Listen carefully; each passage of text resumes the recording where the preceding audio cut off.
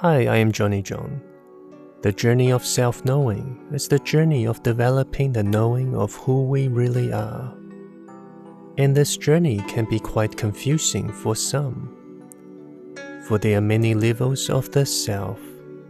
For instance, the body, the emotions, the mind, the heart, and so forth.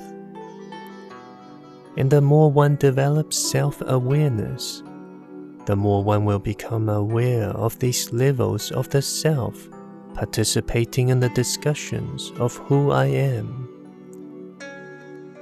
Sometimes they will agree, and when all levels of the self agree, all is well. However, when there are disagreements within, then confusions can arise. For instance, your heart may know that it's right to forgive, but your mind just doesn't want to. For instance, your mind may want a better job, but your emotions don't want to. For instance, your body may want a drink of water, but you just can't be bothered. Which one is the real me? Which self should I listen to? Which self should I develop the self-knowing? In this talk, we will talk about the different levels of the self, so that one can clear the confusions, so that one can develop greater self-knowing. So let's begin. Let's begin with the question, why aren't we born just with one perspective? For instance, with just one level of the self. Wouldn't that make things much simpler as compared to having different levels of perception, of thoughts, emotions, intuition, body instincts, which simply complicates self-knowing? To understand, let us use the knowing of a tree, for example. If you want to know what a tree is, with just one level of thought, a tree is a tree. That's it. That is the undistorted truth. The tree knowing is complete. But how can you refine that knowing even more? You can do so by adding more perspectives. For instance, if you add the perspective which allows you to zoom in to the tree so close that the tree no longer looks like a tree, and zoom out of the tree until it just becomes a dot, then this extra perspective will allow you to refine the knowing of what a tree looks like from different distances. Although these perspectives distort what the tree actually is, the tree is still a tree.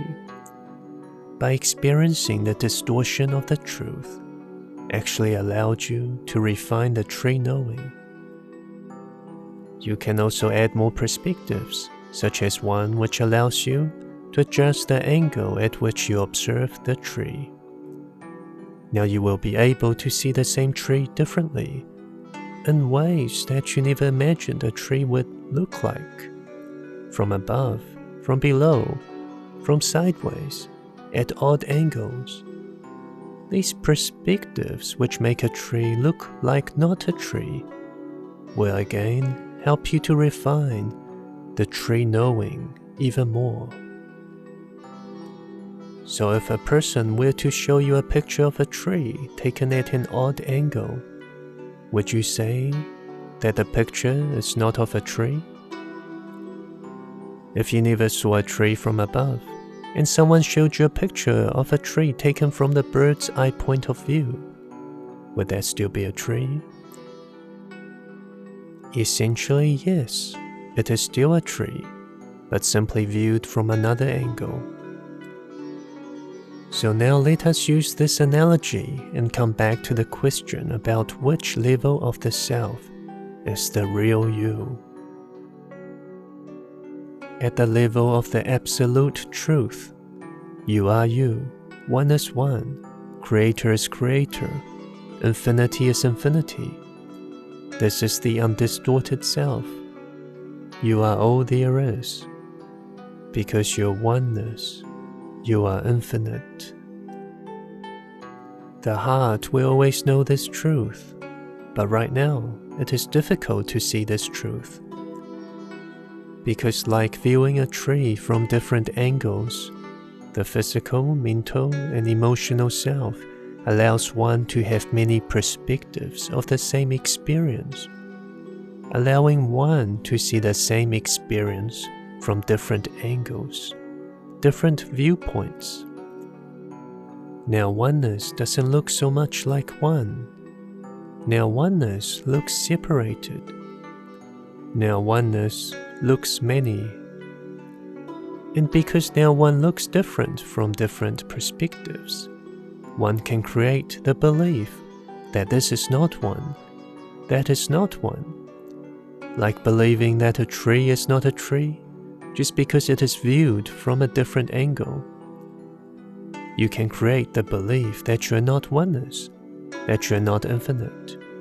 And when this happens, the suffering states of mind will be experienced. For there is no greater pain than one to point in a mirror to say that it is not one. That is why there will always be a desire within towards greater happiness in life. Because the state of happiness is simply a state of embracing the truth of who we really are. So as one learns to accept all there is, one is developing the self-knowing of who they really are. So it's important to look within for the beliefs we have created, which goes against the truth of who we are. And these will be the negative ideas that we have created within, which promotes self-rejection and separation, thus the experience of unhappiness. So to know the self is to know the real you, which is infinite, which is oneness, and your heart will always know the truth. That is why you will often experience conflicts between the mind and heart. To know the self is also to know how you are currently viewing yourself from the perspective of your body, emotions, and thoughts, how you are viewing yourself from different perspectives. Thus, to know the self is to also develop the knowing of what beliefs you carry within. It's about knowing your fears, your desires. It's important to know what beliefs that you have that are currently making you reject yourself and others. For these will be the beliefs that make you go against the truth of who you are, thus giving rise to the suffering states of the mind. The practice of meditation will help you greatly to develop self-knowing, because meditation will help you to go deeper and deeper into yourself, to help you see how you're viewing yourself from different perspectives. For instance, as you view yourself from the outside, you may think that you're a person that gets along with everyone. But then as you turn inwards to see the negative reactions that you always experience when people around you, you will get an inner perspective of who you really are. And like this, you go deeper into the self to discover the beliefs you have created, which is generating all these reactions. And like this, you go deeper to see that when there are no attachments to the ideas of who you are, you're simply being yourself. You're simply the infinite consciousness, the mind which is infinite in potential. And like this, you go deeper and deeper to know the self from all perspectives. Ultimately, the journey of self-knowing is to reach a state where you are able to see the truth of who you really are, no matter where you stand. Thus, it is a journey of aligning the mind and heart as one. In conclusion, the different levels of the self simply allows you to see oneness from different perspectives. And the journey of self-knowing is to become aware of these perspectives, to become aware of the different levels of the self, so that you can transform your beliefs that are preventing you from seeing that all is one. the more we develop self-knowing of who we really are, the more we will develop happiness. Because with self-knowing comes self-transformation. Because how can you not accept all there is, the more you realize who you are, that you are one, that you are all there is, that there really is just oneself, no matter where we stand, and that is the one and only, the Creator.